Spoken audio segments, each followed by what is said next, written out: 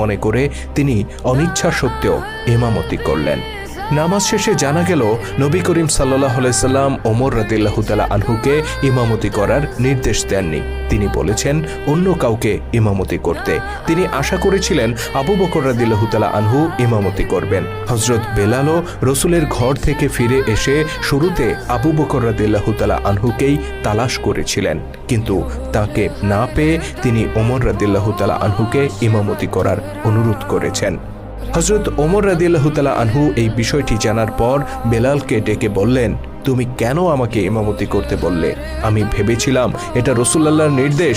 যদি জানতাম এটা রাসূলুল্লাহর নির্দেশ নয় তবে আমি কখনোই ইমামতি করতাম না।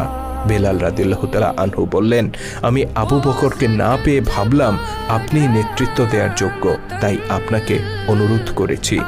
খানিক বাদে মাগরিবের নামাজের একটু আগে মসজিদে নববীতে আসতে দেখা গেল হযরত আবু বকর রাদিয়াল্লাহু তাআলা আনহুকে। ওমর তাকে দেখামাত্র ছুটে গেলেন, বললেন, হে আবু বকর, আপনি কেন এত দেরি করে এলেন? আপনার অনুপস্থিতিতে পাহাড় সমান বোঝা আমার উপর চাপানো হয়েছে।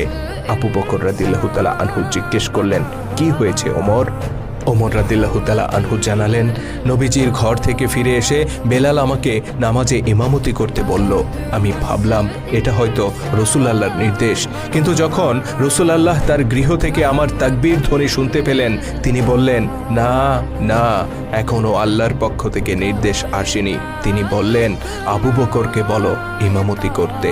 অতঃপর দুঃখ প্রকাশ করে ওমর রাদিয়াল্লাহু তাআলা আনহু বললেন, যদি জানতাম এটা রাসূলুল্লাহর নির্দেশ নয়, এটা কেবল বেলালের অনুরোধ, তাহলে আমি কখনোই এই কাজ করতাম না।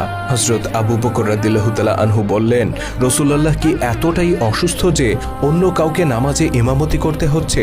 ওমর রাদিয়াল্লাহু তাআলা আনহু জানালেন, তার ব্যথা আগের চেয়ে অনেক বেড়ে গেছে। মসজিদে আসার মতো শক্তি এখন আর তার নেই। অগত্যা মসজিদে নববীতে প্রবেশ করে মাগরিবের নামাজে ইমামতি করলেন হযরত আবু বকর রাদিয়াল্লাহু তাআলা আনহু।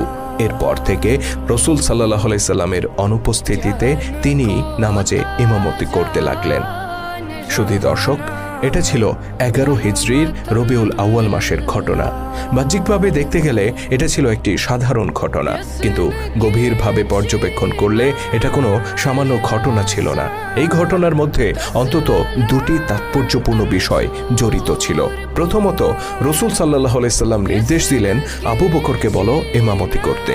রাসূল সাল্লাল্লাহু আলাইহি সাল্লামের এই নির্দেশের মধ্যে এটা স্পষ্ট ছিল যে তার অনুপস্থিতিতে জাতির সর্বোচ্চ নেতা হবেন